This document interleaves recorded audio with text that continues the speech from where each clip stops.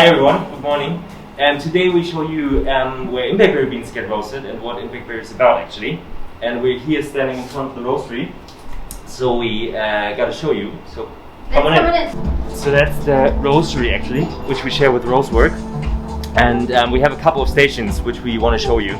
So you see the roasters here where basically the magic happens. And we gotta show you our green bean stock. So that's actually where we have our unroasted green beans stored. So that's a bit our working stock. So we replenish it and we roast and kind of take stock from here. Comes right from the jungle. Yes.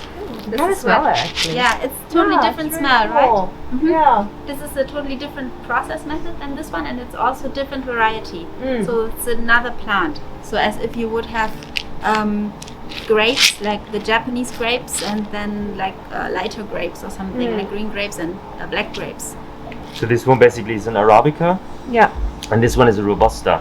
Yeah. So the Arabica rather has a fruity, more light taste profile, and the Robusta has a more chocolatey, more nutty one. Yeah. So a lot of people in Hong Kong, they like the Robusta a lot because it's really strong and Yeah. there's some chocolatey, very bit savory kind of profile to it, which is very nice. So the beans that you're seeing, we source all our beans in Indonesia and Vietnam. It's all organic beans. So we work with the farms, we source it from the farmers directly. We import it ourselves with our license. So other than a lot of beans you would get in Hong Kong, we actually own the whole supply chain. So we know where the beans come from, how they're treated, how they're processed, how they're shipped, when they're shipped, when they arrive. So we literally do everything ourselves. And They come only from Asia, which is the biggest impact or the biggest lever in terms of eco-friendliness, because we just use very, very less carbon in comparison to other beans from South America or South Africa or something. so maybe as a fun fact, you could say that our beans, because they come so close from Basically within out, Asia. yes, Yeah. so they save more than 90% on carbon dioxide on their transport footprint. Yeah. So compared with beans from South America or Africa, we save up to 12 kg of carbon dioxide per kg of coffee, which is a massive lever. At our bags, you see that they don't have a branding on, and this is a sign for that we work with very small farming areas, family farms or like little small farm collective, which don't have the facilities to put a big branding on, and that's why we show as well through this that we like support small farmers and to empower them to get their business running and get it stronger.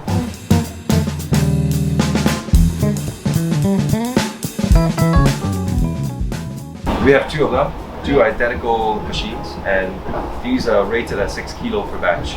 So every time we can roast 6 kilos of coffee. So to consume a bag, it's how many times? 5 times to consume a whole bag of coffee. There's no secret or no mystery about how we roast coffee. It's just very standard. And then after we roast, we cup them, we taste them, and if there's anything that we don't like, we'll adjust the roasting profile until we're happy. So it's quite straightforward, and there's no no top secret. But why do you think it's good that it's done here in Hong Kong and not import roasted beans from overseas? I mean, I think in the whole world, everyone should drink the coffee locally. Because as a coffee roaster, we deal with the coffee beans as well as the water every day, and the water is actually different at different places. So sometimes, let's say in Melbourne, London, they're very hot water. Hong Kong, relatively soft. So if you buy a bean from somewhere else and then try to brew it in Hong Kong, that will taste completely different from what the original coffee roaster would like to. So we actually roasted the coffee and then taste the coffee with the water here. So we know how it tastes like with the water that you are using at home or at office. So I think everyone should try to drink the coffee locally because we calibrate to this local water. With the coffee. So I think what's an important point also is that if you roast locally and if you produce locally, you support local workforce, right? So you bring the footprint down because you don't ship like high volumes, like finished goods from Australia, from the US, from wherever. And you roast them locally, you produce it locally, you support the local economy. And I think that's I think the carbon footprint will be at least reduced by half when you Yeah. drink local coffee, because the green bean will be shipped from the origin. Yeah. So in this case, it's from Asia. Yeah. So it's shipped to Hong Kong, and then we roast it here, and then consumed in Hong Kong. In other cases, like we get a bean from Indonesia, ship it to all the way to US, Yeah. roast it there, and then ship it all the way back to Hong Kong. Yeah. Yeah. The carbon footprint is huge.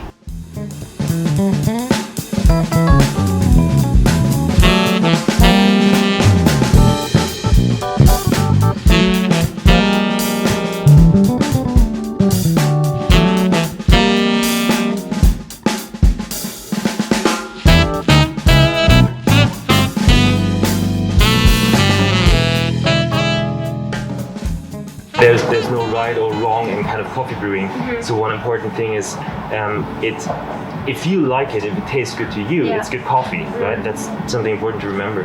Like if you do a drip, we would usually start by blooming, by wetting the grounds. Usually we use 1 gram of coffee per 15 grams of water. So for 1 cup, roughly, if you don't have a scale, you can estimate 2 tablespoons of beans, basically. You will notice the difference in the taste when it's 80, 82 degrees or when it's 90. The hotter, the stronger, and the less hot, the fruitier the coffee.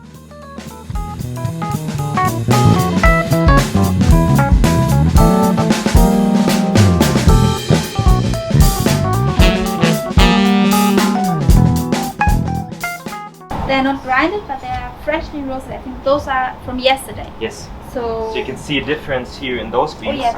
So that's the Arabicas that you saw earlier, the green ones, and that's basically the Robusta, which had a bit of a yellowish color, right? Yeah. So this is a bit of a lighter roast, which brings out more fruity flavors, a bit lighter profile, and this one's a medium roast. And so you can basically use different roasts for different brewing methods. And this one goes really nice as espresso, also as a drip, but better as an espresso. This one, for example, that's a very nice drip with a bit of body, but still kind of some sweetness. Key was that it's sweet. Like a lot of people say that they like it because it's very sweet. So they don't expect that sweetness from a coffee, because Yeah. coffee usually is something that you imagine to be strong and dark and bitter, right? Yeah. So yeah, but coffee doesn't have to be. And that has, I would say, 3 main factors. First, where it comes from, because it comes from the jungle and grows with a lot of different other very fruity, sweet plants. And then second is the process method, because most of our methods, like they are honey processed, so they soak in the sweetness of the fruit of the cherry, of the coffee cherry. And the third one is the roasting, which is like a very high quality roasting profile, and that's where you can adjust as well.